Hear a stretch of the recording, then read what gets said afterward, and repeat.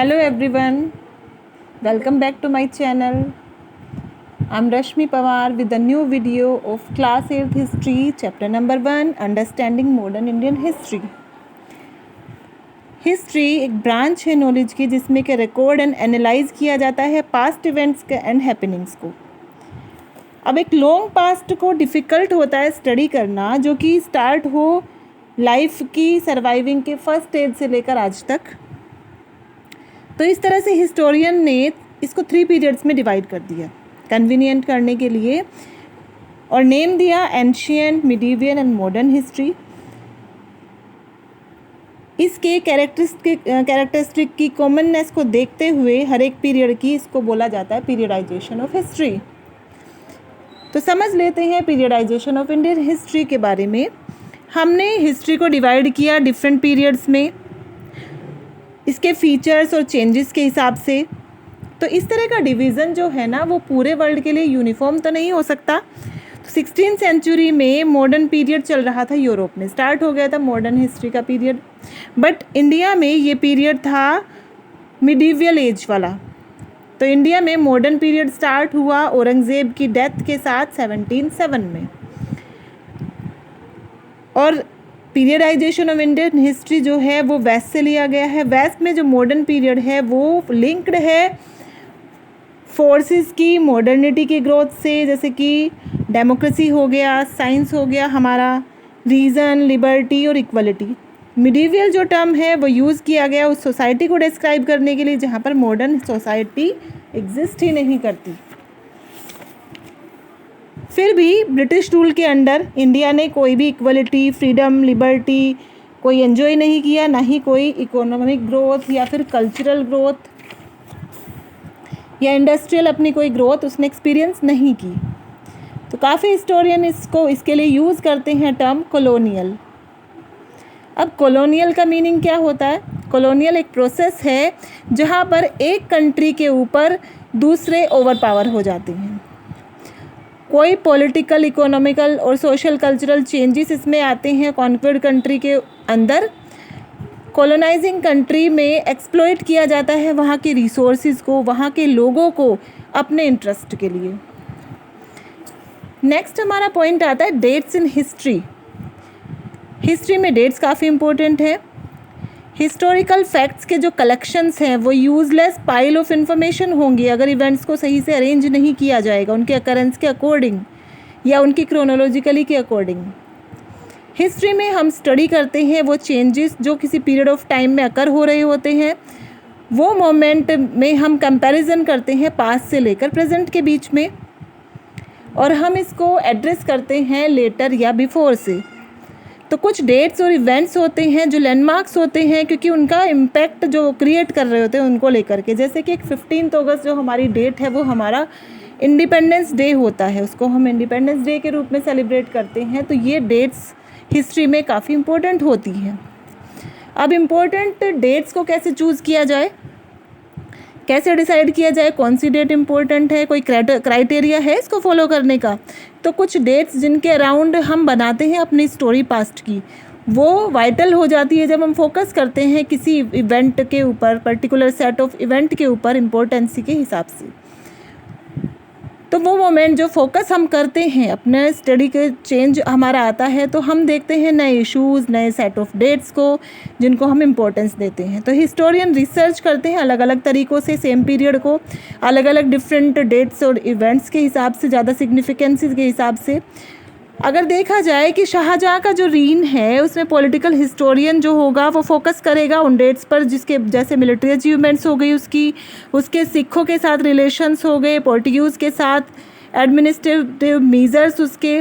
दूसरी तरफ जो दूसरा हिस्टोरियन होगा जो सोशल कल्चरल को हिस्ट्री को बना रहा होगा, जो देख रहा होगा, डील कर रहा होगा, वो उन डेट्स को ज़्यादा इम्पोर्टेंस देगा. जैसे कि शाहजहानाबाद की फाउंडिंग कैसे हुई, कमिश्निंग और बिल्डिंग्स जो गार्डन्स हैं कश्मीर में उनका क्या रहा, मिनिएचर पेंटिंग्स का डेवलपमेंट और इसी तरह से.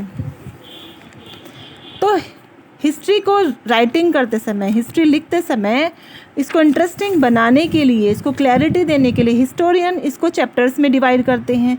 इस प्रोसेस में वो कंसंट्रेट करते हैं उन इवेंट्स के ऊपर जिनको वो शेप दे रहे होते हैं, एक स्टोरी अपनी बनाने के लिए जो वो डेवलप कर रहे होते हैं। अब एक नया ट्रेंड इमर्ज हो जाता है हिस्ट्री राइटिंग में। हिस्टोरियंस जो इश्यूज़ होते हैं, जो क्वेश्चंस होते हैं, उन्हें उठाते हैं कि लोग कैसे अपनी लिवलीहुड अर्न करते होंगे, क्या वो प्रोड्यूस करते होंगे, अर्बनाइजेशन कैसे स्टार्ट हुआ होगा, किंगडम्स कैसे डेवलप हुई होंगी और आइडियाज़ कैसे फैले, जैसे सूफी मूवमेंट, भक्ति मूवमेंट वगैरह। तो नए नए डायनेमिक डेवलपमेंट्स क्या हुए होंगे कल्चरल और सोसाइटी में उस पीरियड में, वो अपनी स्टडी में इसको रखते हैं। तो यहाँ कुछ सोर्सेज भी होते हैं जिनके थ्रू हमें पता चलता है कि हिस्ट्री, जो इंडियन हिस्ट्री बनी, मॉडर्न इंडियन हिस्ट्री बनी, उसके सोर्सेज क्या होते होंगे। इसके काफ़ी सारे सोर्सेज हैं। Let's talk about them one by one. Administrative records हैं, जैसे अब उस समय जो ऑफिशियल रिकॉर्ड्स ब्रिटिश एडमिनिस्ट्रेशन ने रखे हैं अपने, उनसे पता चलता है, उनको वेल डॉक्यूमेंटेड रखवाते थे ताकि वो कन्वीनियंटली एडमिनिस्ट्रेशन अपना चला सके इंडिया के ऊपर। तो ब्रिटिश जो थे वो एफर्ट करते थे अपने डॉक्यूमेंट्स पूरे प्रिजर्व करके रखवाने के, से विलेज तहसीलदार से कोर्ट तक गवर्नमेंट डिपार्टमेंट सारे मेंटेन रखते थे रिकॉर्ड रूम्स, और ये हेल्प करते हैं हिस्टोरियन को अपनी स्टडी के लिए। इसके अलावा आर्किव्स और म्यूजियम्स जो बनाए गए उस समय पर, वहाँ पर प्रिजर्व करके रखे जाते थे एडमिनिस्ट्रेटिव अकाउंट्स को। नेशनल आर्किव्स जो इंडिया का 1920 में इस्टेब्लिश किया गया न्यू दिल्ली में, यहाँ पर डॉक्यूमेंट्स अवेलेबल हैं जो स्कॉलर्स को हेल्प करते हैं हिस्ट्री राइटिंग में उस पीरियड की। यहाँ पर गवर्नमेंट ऑफिशियल की मीटिंग्स के बारे में, उनके ऑर्डर, लीगल एक्ट्स, लेटर्स, आई विटनेस अकाउंट्स, डायरीज जो ऑफिशियल्स की थी, लेटर जो इंडियन नेशनलिस्ट लीडर्स ने लिखे होंगे एक दूसरे को, एंड जो रिकॉर्ड्स होंगे कोर्ट प्रोसीडिंग के, फरमान्स और पुरानी बुक्स जो हैं यहाँ पर रखी हुई हैं। तो दिल्ली में नेशनल म्यूज़ियम है और दूसरे म्यूज़ियम हमारी कंट्री में जो हैं वो भी एक इम्पोर्टेंट रोल प्ले करती हैं रिकन्स्ट्रक्ट करने को उस पीरियड की हिस्ट्री को। नेक्स्ट आता है सर्वेइंग। ब्रिटिश ने डेवलप किया, वो ये मानते थे कि किसी भी कंट्री को इफ़ेक्टिवली रूल करने के लिए ज़रूरी है कि वहाँ को प्रॉपर्ली जाना जाए। तो डिटेल्ड मैप्स एंटायर कंट्री के प्रिपेयर किए जाते थे अर्ली 19th सेंचुरी तक। रेवेन्यू सर्वेज कंडक्ट किए जाते जो विलेजेस से लेकर के वहाँ की ट्रोपोग्राफी को जानने के लिए, ताकि पता चले कि सॉइल क्वालिटी क्या है, फ्लोरा फोना क्या है, लोकल हिस्ट्री क्या है एंड क्रॉपिंग पैटर्न क्या है। 19th सेंचुरी के एंड से लेकर सेंसस सर्वेज होने लगे और वो हर 10 ईयर्स के बाद होते हैं, अभी भी होते हैं। ये सर्वेज इंफॉर्मेशन देते हैं पॉपुलेशन के साइज़ एंड डिस्ट्रीब्यूशन के बारे में, कास्ट, रिलीजन एंड ऑक्यूपेशन और दूसरे इंपॉर्टेंट एस्पेक्ट के ऊपर ये लाइट डालते हैं जो आज भी हमारे लिए अवेलेबल हैं हमारे यूज़ के लिए। Monuments and towns next source. तो ब्रिटिशर्स ने काफ़ी सारे forts, residential offices, public buildings, quarters वगैरह बनवाए।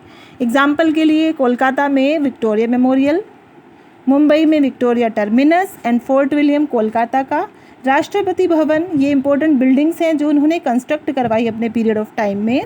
इसके अलावा ब्रिटिशर्स ने कुछ टाउन्स बनवाए, जैसे शिमला, वो उनकी समर कैपिटल हुआ करती थी। तो इनसे हमें वैल्यूएबल इन्फॉर्मेशन मिलती है इंडियन हिस्ट्री को राइटिंग करने के लिए। अब कुछ चीज़ें ये लोग अपना रिकॉर्ड रखते थे, लेकिन कुछ चीज़ें थी जिनको ये हाइड किया करते थे। क्या था? ऑफिशियल रिकॉर्ड जो बनाए जाते थे उसमें कोशिश करते थे वो लोग कि अब वो खुश रखें गवर्नमेंट और एडमिनिस्ट्रेशन को, उनके व्यू पॉइंट से लिखें, जबकि कॉमन पीपल के व्यू पॉइंट को एकदम इग्नोर किया जाता था। तो कॉमन पीपल के व्यू को जानने के लिए हमें देखना पड़ता है उन सोर्सेज को, जैसे कि ऑटोबायोग्राफीज़ हो गई, बायोग्राफीज़ हैं, ट्रैवलर्स अकाउंट्स हैं, नॉवेल्स हैं, पोएम्स हैं। काफ़ी सारे फॉरेन ऑथर्स ने, विंस्टन स्मिथ हो गया, मैक्स मूलर हो गए, इन्होंने काफ़ी लिखा है इंडियन हिस्ट्री एंड कल्चर के बारे में, साथ साथ इंडियन फिलोसफी के बारे में। बुक्स जिनमें कि स्पीचेस लिखी गई हैं नेहरू की और गांधी जी का जो कलेक्शन ऑफ वर्क है, और दूसरे भी ग्रेट लीडर्स ने लिखी हैं, जैसे कि मौलाना अब्दुल कलाम, इन्होंने B.R. अम्बेडकर, ये भी अच्छे इंपॉर्टेंट एक्सट्रीमली हमें सोर्सेज देते हैं बुक्स का। तो ये बुक्स इंडियन पर्सपेक्टिव से काफ़ी आज भी प्रेजेंट है। काफ़ी सारे न्यूज़पेपर पब्लिश किए गए उस टाइम पर इंडिया में, उससे व्यूज़ और ओपिनियंस इंडियंस के हमें पता चलते हैं। वो इंग्लिश में और साथ साथ लोकल लैंग्वेजेस में भी लिखे गए, जैसे कि तमिल हो गए, जो भी लोकल लैंग्वेज हुआ करती थी। राजा राम मोहन राय ने पर्शियन में सबसे पहला अपना न्यूज़पेपर स्टार्ट किया, मिरातुल अख्तर। बाल गंगाधर तिलक ने पब्लिश किया केसरी मराठी में एंड मराठा इंग्लिश में न्यूज़पेपर। तो ये सारे न्यूज़पेपर न्यूज़ के साथ साथ न्यूज़ के थ्रू, कार्टून्स के थ्रू, लेटर्स के थ्रू, एडिटोरियल्स के थ्रू अवेयरनेस क्रिएट करते थे, ब्रिटिश इंटेंशंस के बारे में कॉमन लोगों तक बात पहुंचाते थे। इसके अलावा लिटरेरी सोर्सेज जैसे मैप्स, फोटोग्राफ्स एंड पेंटिंग्स ये भी कॉन्स्टिट्यूट करती हैं सोर्सेज के इम्पोर्टेंट पार्ट के बारे में। Photographs, radio broadcast, important leaders की मोटिवेशनल सॉन्ग्स एयर्ड किए जाते थे ताकि लोगों को प्रिपेयर किया जा सके ब्रिटिश रूल के ख़िलाफ़ स्ट्रगल करने के लिए। ये भी एक इम्पोर्टेंट सोर्स है इंडियन हिस्ट्री को बिल्ड करने के लिए उस टाइम की। तो ये आज सब ऑल इंडिया रेडियो की आर्काइव्स में रखी गई हैं ये सब चीज़ें। तो ये सभी सोर्सेज एजुकेटेड लोगों ने प्रोड्यूस किए थे और रेयरली बहुत कम ऐसा हुआ कि ट्राइबल्स की लाइफ को कैप्चर किया गया हो, पीजेंट्स के बारे में, माइन वर्कर्स या स्ट्रीट में रहने वाले पुअर पीपल के बारे में। उनके एक्सपीरियंस और उनकी हिस्ट्री टोटली डिफरेंट है लिटरेट सोसाइटी से। उनके बारे में और ज़्यादा जानने के लिए हमें और डीपर पढ़ना होगा, डीपर देखना होगा। और ऐसा कैसे होगा? जब हम थोरो और अनबायस्ड स्टडी करेंगे, जो कि हम आगे करने की कोशिश करेंगे। आगे आने वाले वीडियोज़ में आपको मैं प्रोवाइड कराऊँगी। तो ये थी video about the chapter number 1 of history class 8th। And अगर आपको वीडियो अच्छी लगी हो तो लाइक, कमेंट एंड शेयर करना ना भूलें। Okay then.